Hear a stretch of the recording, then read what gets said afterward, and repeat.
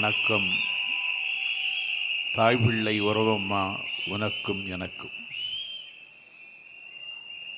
தமிழக வெற்றிக் கழகத்தின் மாநில மாவட்ட செயல்வர்கள் கூட்டத்திற்கு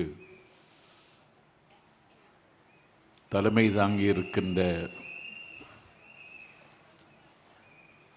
கோடி நிலாக்களுக்கு குளிர்ச்சி தருகிற எங்கள் கொற்றவன்,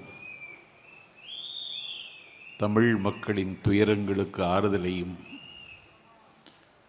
துன்பங்களுக்கு விடுதலையையும் கனவுகளுக்கு நம்பிக்கையையும் தருவதற்கு காலம் தந்த தலைவர் தளபதி விஜய் உள்ளிட்ட அனைவரையும் வணங்கி மகிழ்கின்றேன். இன்றைக்கு மொழிப்போர் தியாகிகள் நினைவு நாள். பொருள் படைத்தோர்கள் உன்னை புறக்கணித்த பொழுதும் உனக்காக இழப்பதற்கு என்னிடத்தில் ஒரு உயிர் இருக்கிறது என்று அன்னை தமிழுக்காக அக்னி பர்வதங்களை அணைத்து கொண்டு ஆபை துறந்த வீரர்களுக்கு புகழஞ்சலி செலுத்தத்தான்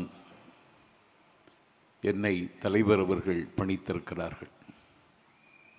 மொழி என்பது என்னுடைய முகம். என்னுடைய முகத்தில் அடுத்தவனுடைய முகவரியை எழுத அனுமதிக்க முடியாது. மொழி என்பது என்னுடைய கலாச்சாரத்தை காப்பாற்றுகிற கவசம். இந்த கவசத்தை எந்த கட்டத்திலும் கழற்றி தூர எறிந்துவிட முடியாது. மொழி என்பது எனது உள்ளாடும் உயிர். இந்த உயிரை நான் எப்போதும் எந்த காலகட்டத்திலும் நான் இழக்க முடியாது. மொழிதான் ஒரு மனிதனுக்கு முகமாகவும் முகவரியாகவும் இருக்கிறது. வரலாற்றில் இருந்து ஒரு செய்தியை உங்களுக்கு நினைவூட்டுகிறேன். இந்தியா விடுதலை பெற்ற அன்றைக்கு பாகிஸ்தான் விடுதலை பெற்றது. பாகிஸ்தான் விடுதலை கேட்ட காலகட்டத்தில் அது இமேஜின், ஒரு கற்பனை என்றார் பண்டிட் ஜவஹர்லால் நேரு. ஆனால் விடுதலை பெற்ற பாகிஸ்தானுக்கு முதல் வாழ்த்து தெரிவித்தவர் பண்டிட் ஜவஹர்லால் நேரு. விடுதலை பெற்ற பாகிஸ்தானின் முதல் அதிபராக முடிசூட்டி கொண்டார் முகமது அலி ஜின்னா. விடுதலை பெற்ற பாகிஸ்தானின் அதிபர் முகமது அலி ஜின்னா கிழக்கு பாகிஸ்தான் தலைநகர் டாக்காவிற்கு வருகை தந்தார். 40 லட்சம் மக்கள் அவரை திரண்டு வரவேற்றார்கள். கண்ணுக்கு எட்டிய தூரம் வரை கடலும் திடலும் தோற்கிற கூட்டத்தில் உரையாற்றுவதற்கு ஜின்னா ஒலிபெருக்கிக்கு முன்னாலே வந்து நின்று பேச ஆரம்பித்தார். அவர் பேச ஆரம்பித்த உடனே எதிரில் இருந்து ஒரு இளைஞன் திமிரி எழுந்து, ஷட் அப் யுவர் மவுத், வாயை மூடு என்று வானம் அதிர கத்தினான்.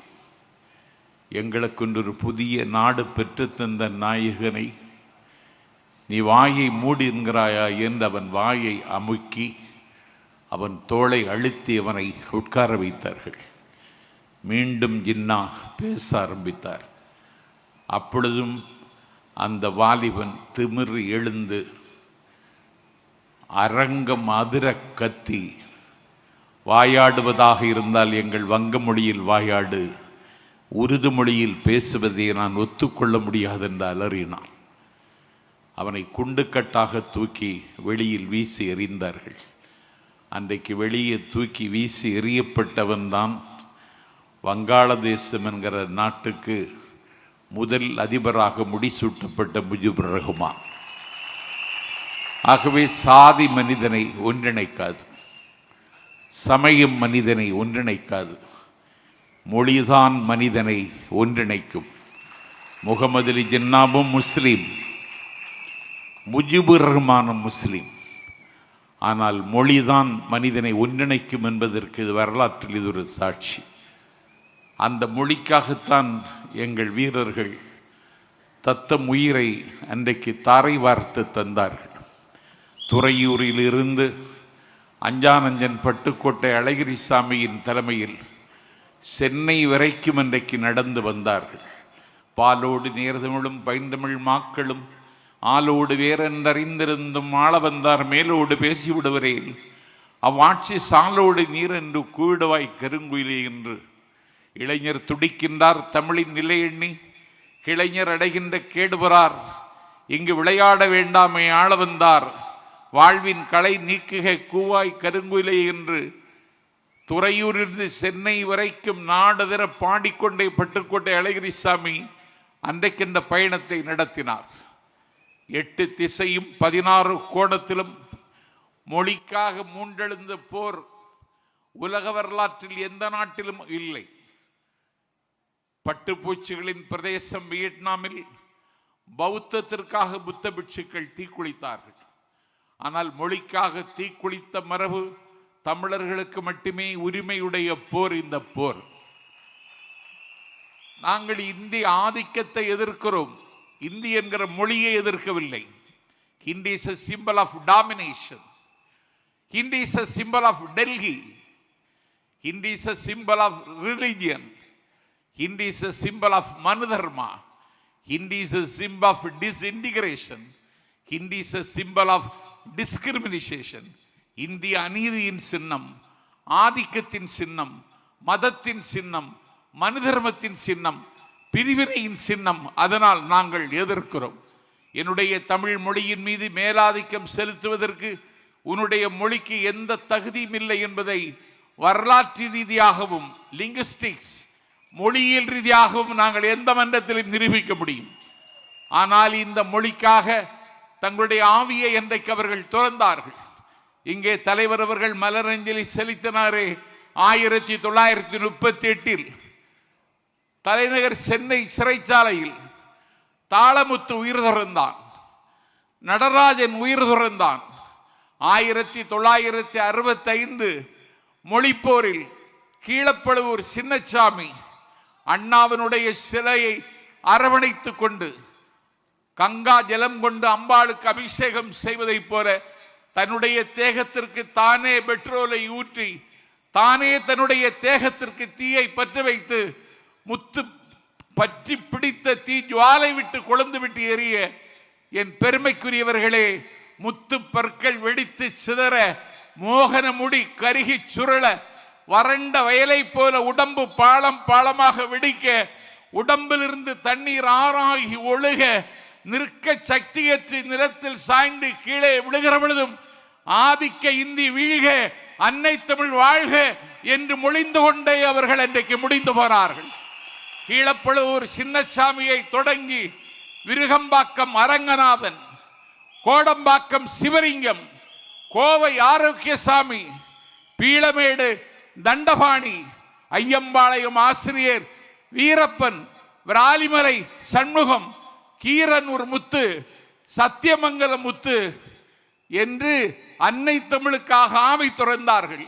மண்ணெல்லாம் வீரம் பேசும், மலரெல்லாம் தமிழாய் மாறும், பெண்ணெல்லாம் பொய்யாய் சீரும் சிவகங்கை சீமையில் பிறந்து கலை தேடுவதற்காக சிதம்பரத்திற்கு அண்ணாமலை பல்கலைக்கழகத்திற்கு படிக்க வந்த மாணவன் இந்தியாதிக்க எதிர்ப்பு ஊர்வலத்தில் அவன் நடைபோட்டு பட்டாள நடைபோட்டு வருகிற பொழுது அவனை சுடுவதற்கு காக்கி சட்டை அணிந்த காண்டா மிருகங்கள் துப்பாக்கி எடுத்து சுடுவதற்கு குறிபார்த்த பொழுது பட்டனை திறந்து சுடு, ஆசை தீர சுடு என்று மார்பை காட்டி குண்டை மார்பில் வாங்கி மரித்து போனான் மாணவன் சிவகங்கை ராஜேந்திரன்.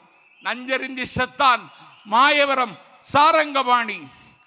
உயிரற்ற உடலோடு உடையார்பாளையத்தில் மரத்தில் தொங்கினான். அந்த மொழிப்போர் தியாகிகளை நான் இன்றைக்கு கொண்டாடுகிறோம். சேனை ஒன்று தேவை, சேனை ஒன்று தேவை, செந்தமிழ் காக்க சேனை ஒன்று தேவை என்று பாடினான் பாரதிதாசன். செந்தமிழ் காக்க இனி ஒரு சேனை தேவைப்படுமானால் அந்த சேனையை தருகிற இயக்கம் எங்கள் தளபதியின் தமிழக வெற்றி கழகம் என்பதை மத்தளம் கொட்டி வரி சங்கம் நின்றூதி நான் இன்று சொல்லுகிறேன். அந்த சேனை எங்களிடத்தில் தான் இருக்கிறது. நீங்கள் இந்தியை எதிர்ப்பதாக நாடகம் போடுகிறீர்கள். 40 நாடாளுமன்ற உறுப்பினர் உங்களுக்கு இருக்கிறார்கள். நான் கேட்கிறேன், அன்டெமோக்ராட்டிக் கண்ட்ரி, அன்சிவிலைஸ்டு பீப்புள் என்று இந்தியாவினுடைய மனிதவள மேம்பாட்டுத்துறை அமைச்சர் நாடாளுமன்றத்தில் பேசினார். என்ன எதிர்வினையாற்றினீர்கள்? எம்பி என்றால் யார்? He is one of the DMK that have invaded Delhi. டெல்லியோடு மோத, டெல்லியோடு யுத்தம் செய்ய, டெல்லியில் குவிந்து கிடக்கிற அதிகாரங்களை உடைத்து நொறுக்குகிற படைக்கலன் நான் ஒரு எம்பி. அந்த கடமையை செய்தீர்களா? நாடு பார்த்து கொண்டிருக்கிறது. உங்கள் நாடகம் முடிவுக்கு வரப்போகிறது. துரியோதனன் வீழ்ச்சி அவன் தொடையில் இருந்தது. சராசந்தன் வீழ்ச்சி அவனுடைய உடலை மாற்றி போடுவதில் இருந்தது. இதயத்தை கீழே இறக்கி வைத்த ஹிட்லரின் வீழ்ச்சி ரஷ்யாவின் கடும் குளிரில் இருந்தது. அதிசயம் 1000 செய்த ஜப்பானின் அன்றைய வீழ்ச்சி அணுக்குண்டில் இருந்தது. ஒரு வல்லாதிக்கத்தின் வீழ்ச்சி அண்ணாவின் சென்னாவில் இருந்தது. உய்ய வந்த தமிழினத்தை உய்யாது தடுத்து குடும்ப புற்றில் குடியிருக்கும் பூனாகங்களின் வீழ்ச்சி எங்கள் தளபதியின் கையில் இருக்கிறது என்பதை வருகிற காலத்தில் எழுதுவதற்கு நாம் மொழிப்போர் தியாகிகள் நிறைவு நாளில் சூளுரைப்போம். வருகிற காலம் நம் காலம். வருகிற காலம் தமிழக வெற்றி கழகத்தின் காலம். எத்தனை தடைகள் போட்டாலும் தடைகளை தகர்த்து தடந்தோள் தட்டி முன்னேறுவோம். நதி நடக்க மறுத்தாலும் வெள்ளம் நிற்காது. தேதிகள் கிளிவிட உடன்படாவிட்டாலும் நாளை நடக்கும். நாளை நீங்கள் முதல்வர் ஆவதை எந்த சக்தியும் தடுக்க முடியாது என்று சொல்லி மொழிப்போர் தியாகிகள் அடக்கமாகி இருக்கிற திசை நோக்கி தண்டனிட்டு வணங்கி இந்த வாய்ப்பை தந்த தலைவருக்கு நாளெல்லாம் உங்களுக்கு கடன்பட்டிருக்கிறேன். நீங்கள் பேசாமல் இருக்கிறீர்கள், ஆனால் உங்களை பற்றித்தான் எல்லோரும் பேசுகிறார்கள். இப்படி ஒரு வரலாறு எனக்கு தெரிந்து உலக வரலாற்றில் எங்கேயும் இல்லை. அவர் பேசுவதே இல்லை, ஆனால் அவரை பற்றித்தான் எல்லோரும் பேசுகிறார்கள். கானப்பறவையின் கலகலை என்று சொல்லக்கூடிய ஓசையும், தயிர் கடையிற் பொழுது வருகிற மத்து ஓசையும், மதகை உடைத்து கொண்டு வருகிற தண்ணீரின் ஓசையும், உழவன் பாடுகிற அந்த ஓசையும், ஆலயமணியின் ஓசையும், எல்லா ஓசையும் விட இப்பொழுது நல்ல ஓசை விசில் ஓசை. இந்த ஓசையை எல்லா திசைக்கும் ஆசை ஆசையாய் கொண்டு சேர்ப்போம் என்று சொல்லி வாய்ப்பை தந்த தலைவருக்கு நன்றி சொல்லி விருப்பமில்லாமல் விடைபெறுகிறேன். நன்றி, வணக்கம். இந்த விளம்பரத்தை நீங்கள் பார்ப்பதே கஷ்டங்களை தீர்க்க கடவுள் காட்டும் நல்வழிதான். தடைபடும் திருமணம், கணவன் மனைவி பிரச்சனை, வேலையின்மை, தொழிலில் நஷ்டம், அரசியல் வளர்ச்சி, ராசிகள் பரிந்துரை, நியூமராலஜி, வாசதோஷ பரிகாரங்களும், மாங்கல்ய தோஷம், மருத்துவ பிரச்சனைகள் என எல்லா சிக்கலுக்கும் தீர்வு உண்டு. கேரள பாரம்பரிய சோழி பிரசனத்தில் உங்கள் பிரச்சனைகளை கண்டறிந்து எளிய பரிகாரங்கள் மூலம் சிறந்த தீர்வு அளித்திட ஜோதிடர் ஸ்ரீ குருவாயூர் வி சுகுமாரனை வணங்குங்கள். நீங்கள் உலகின் எந்த மூலையில் இருந்தாலும் கவலை வேண்டாம். ஆன்லைன் மூலமாக ஜோதிடரை சந்திக்க திரையில் தெரியும் எண்ணை தொடர்பு கொண்டாலே போதும்.